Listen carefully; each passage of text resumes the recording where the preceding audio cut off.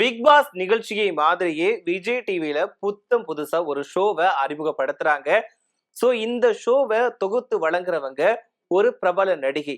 இந்த ஷோ மீதான எதிர்பார்ப்பு ரொம்பவே அதிகரிச்சிருக்கக்கூடிய நேரத்துல இந்த நடிகை இந்த நிகழ்ச்சியை தொகுத்து வழங்குறாங்க அப்படின்ற விஷயம் இன்னுமே ரொம்ப எக்ஸைட்மெண்ட்டை உருவாக்கி இருக்கு. சோ இந்த நிகழ்ச்சியோட பெயர் என்ன, இது எந்த மாதிரியான ஷோ, மக்களுக்கு எந்த மாதிரி கொண்டு போக போறாங்க, அந்த நடிகை யார் அப்படிங்கறத பத்தி தான் நாம இந்த பதிவுல விரிவா பார்க்க போறோம். விஜய் டிவின்னு எடுத்துக்கிட்டாலே நிறைய ரியாலிட்டி ஷோக்கள் கொண்டு வந்துகிட்டு தான் இருக்கிறாங்க. டே பை டே ஒவ்வொரு புதுசான ஷோக்களை அறிமுகப்படுத்துறாங்க. சோ அது மட்டுமே இல்லாம இவங்களுக்கு போட்டியா ஜீ தமிழுமே நிறைய ரியாலிட்டி ஷோக்களை கொண்டு வந்துகிட்டு இருக்காங்க. ஒரு பக்கம் Vijay TV super singer, big boss, அதுக்கப்புறமா கனெக்ட், குக் வித் கோமாளி அப்படின்னு நிறைய நிகழ்ச்சிகளை கொண்டு வந்துட்டு இருக்காங்க. சோ இந்த நிகழ்ச்சிகளை பாக்குறதுக்கு வாரம் ஆடியன்ஸ் காத்துட்டு இருப்பாங்க. என்னன்னா ஒவ்வொரு ஸ்பெஷல் ப்ரோக்ராம் அப்படின்னா வீக்லி ஒன்ஸ் தான் போடுவாங்க. சோ ஒவ்வொரு வாரமும் இந்த நிகழ்ச்சியை பாக்குறதுக்கு தனி ரசிகர்கள் பட்டாளமே இருக்கிறாங்க. சோ அந்த வகையில குக் வித் கோமாளி இந்த நிகழ்ச்சியை பாக்குறதுக்கு எக்கச்சக்க ரசிகர்கள் அவளா காத்துட்டு இருப்பாங்க. அதுக்கான காரணம் என்னன்னா எல்லாருக்குமே தெரியும். இந்த நிகழ்ச்சி ஃபுல் அண்ட் ஃபுல் ஃபன்னா மட்டும்தான் இருக்கும். ஸோ என்ஜாய் பண்ணி குடும்பத்தோட பார்க்கலாம். ஸோ அதே மாதிரி சூப்பர் சிங்கர் இந்த நிகழ்ச்சியை எடுத்துக்கிட்டோம்னா எல்லா பசங்களுமே நல்லா பாடுவாங்க. ஒரு சில பேர் ஃபேவரட்டா நமக்கு பிடிக்க ஆரம்பிச்சிருவாங்க. ஏன்னா ஸ்டார்டிங்ல யார் எங்க இருந்து வராங்க அப்படிங்கிறது யாருக்குமே தெரியாது.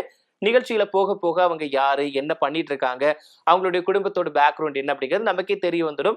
ஸோ அது மூலமா ஒரு சில பேரை எல்லாருக்கும் பிடிக்க ஆரம்பிச்சிடும். அப்படி அந்த ஷோவையும் பார்த்துட்டு இருப்பாங்க. ஸோ இதுல பிக் பாஸ் சீசனை ஒரு வேறு விதமா சொல்லலாம். என்னன்னா ஒரே வீட்டுக்குள்ள 100 நாட்கள் 10ல இருந்து 20 நபர்களை உள்ள அனுப்பி அவங்களுக்கு டாஸ்க் கொடுத்து ஒவ்வொரு வாரத்திலையும் ஒவ்வொருத்தரை எலிமினேட் பண்ணி நம்மளையே டென்ஷனா வச்சிருப்பாங்க. ஏன்னா பிக் பாஸ் சீசன் எப்படின்னா ஒரு தெரிஞ்ச முகங்கள் கொஞ்சம் உள்ள போவாங்க. ஆனா போன சீசன்ல இன்ஃபுளுசர்ஸ் அனுப்பியிருந்தாங்க. ஆனா போனதுக்கு அப்புறமா ஒவ்வொருத்தங்க நடந்துக்கக்கூடிய விதத்தை வச்சு நமக்கு பிடிச்சவங்கள மாறுவாங்க. ஒரு சில பேர் மேல நமக்கே வெறுப்பு வந்துடும். சே இவங்க ஏன் இப்படி பண்றாங்க அப்படின்ற மாதிரி நமக்கே வெறுப்பு வந்துடும். ஸோ அந்த மாதிரிதான் பிக் பாஸ் இருக்கும். நிறைய டாஸ்க் கொடுப்பாங்க, உள்ளே சண்டை போட்டுப்பாங்க, லவ் பண்ணுவாங்க, அதுக்கப்புறமா தேவையில்லாத வேலைகளை பண்ணுவாங்க, தேவையில்லாம புறம் பேசி மாட்டிப்பாங்க. இந்த மாதிரிலாம் இருந்துகிட்டு இருக்கும். ஸோ இந்த ஷோ பார்க்கறதுக்குமே கொஞ்சம் ஒரு என்ஜாய்மெண்டா இருக்கும். நம்மளையும் கொஞ்சம் டென்ஷனா இருக்கும். சே இவங்க எலிமினேட் ஆனா நல்லா இருக்கும், இவங்க எலிமினேட் ஆகாம இருந்தா நல்லா இருக்கும் அப்படின்ற மாதிரி தான் ஸோ கொண்டு போவாங்க. ஸோ அந்த வகையில இந்த பிக் பாஸ் நிகழ்ச்சியை மாதிரி ஒரு நிகழ்ச்சியை நம்மளுடைய விஜய் டிவில அறிமுகப்படுத்துறாங்க.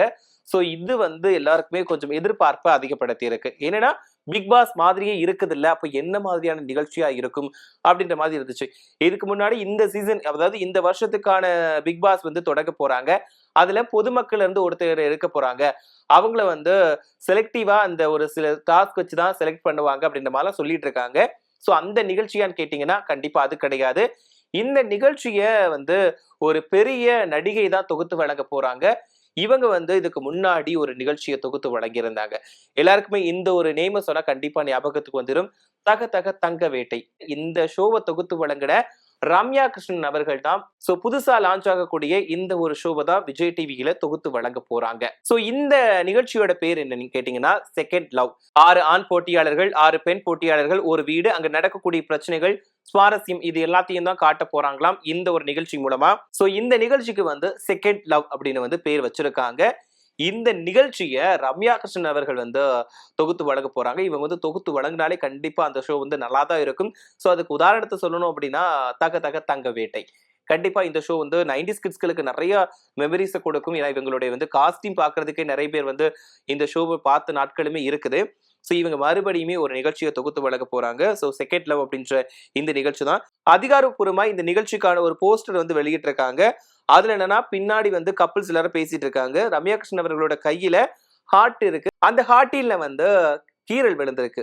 சோ அதை கையில ஒட்டுறதுக்கு இந்த அடிப்பட்டா ஒட்டுவாங்கல்ல பேண்டேஜ், அதை வச்சு ஒட்டுற மாதிரி அவங்க கையில வச்சிருக்காங்க. அந்த கையில வச்சிருக்கக்கூடிய ஹார்ட்டின் விரிசல் விழுந்திருக்கு.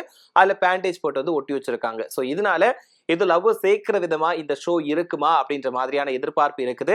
அது மட்டும் இல்லாம செகண்ட் லவ் அப்படின்ற டைட்டில் வச்சிருக்கிறதுனால அப்படி என்னவா இருக்கும்? செகண்ட் லவ்னா இரண்டாவது காதல். ஒருவேளை இரண்டாவது காதல் அப்படிங்கிறதுனால காதல்ல தோல்வி அடைஞ்சவங்களை கூட்டிட்டு இந்த ஷோ நடத்த போறாங்களா அப்படின்ற மாதிரியுமே ஒவ்வொரு விதமான கேள்விகளை ஒவ்வொருத்தருமே கேட்டுட்டு வந்துட்டு இருக்காங்க. பட் ஃபைனலா இந்த ஷோ எப்படி இருக்க போகுது, எது மாதிரியா கொண்டு போறாங்க அப்படிங்கிறது தெரியல.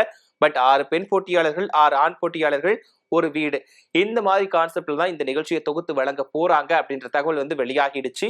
So one more chance, one more love story அப்படின்ற மாதிரி இவங்க வந்து அந்த கேப்ஷன் கொடுத்திருக்காங்க. ஸோ இதனால தான் இந்த ஷோ வந்து எப்படி இருக்க போகுது, லவ் வச்சு தான் இந்த ஷோவை கொண்டு போக போறாங்க அப்படிங்கிறது தெரிஞ்சிடுச்சு. ஒருவேளை இந்த சின்னத்திரை மிஸ்ஸஸ் அண்ட் மிஸ்டர் சின்னத்திரை எப்படிலாம் கொண்டு போறாங்களே நிகழ்ச்சி, ஸோ அந்த மாதிரி இருக்க போகுதா, இல்லைன்னா பிக் பாஸ்லேயே வந்து டாஸ்க் கொடுத்து வந்து பண்ணாங்கல்ல, ஸோ அந்த மாதிரி போக போகுதா, இந்த லவ் மட்டுமே காட்டி எப்படி இந்த முழு நிகழ்ச்சியுமே கொண்டு போக போறாங்க அப்படிங்கிறது ஒரு கேள்வியா இருக்குது. ஸோ அந்த வீட்டில் நடக்கக்கூடிய போட்டி கொஞ்சம் வித்தியாசம், இது எல்லாமே எப்படி கொண்டு போக போறாங்க. ஸோ இந்த 6 பெண் போட்டியாளர்கள், 6 ஆண் போட்டியாளர்கள், இவங்களுக்குள்ள என்ன டாஸ்க் வைக்க போறாங்க, எதுக்காக இந்த செகண்ட் லவ் அப்படின்ற டைட்டில் அப்படிங்கிறத பொறுத்திருந்து தான் பார்க்கணும்.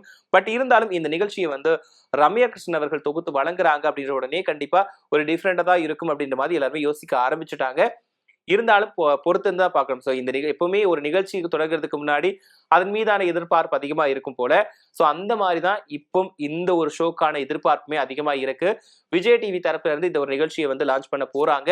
எப்படி இருக்க போகுது, எந்த மாதிரியான கொண்டு போக போறாங்க, அதையும் லவ்வுக்கு வந்து இன்னொரு சான்ஸ் கொடுக்கலாம் அப்படின்னு மாதிரி சொல்லியிருக்காங்க. அந்த ஹார்ட்டை வந்து கீரல் போட்டு அதுல ஒட்டி வச்சு, அப்போ ஏதோ ஒரு இருக்குது, அந்த லவ் ஃபெயிலியர் ஆனவங்களை கொண்டு வர போறாங்களா அப்படின்ற எதிர்பார்ப்பை வந்து நமக்கு திணிக்கிறாங்க.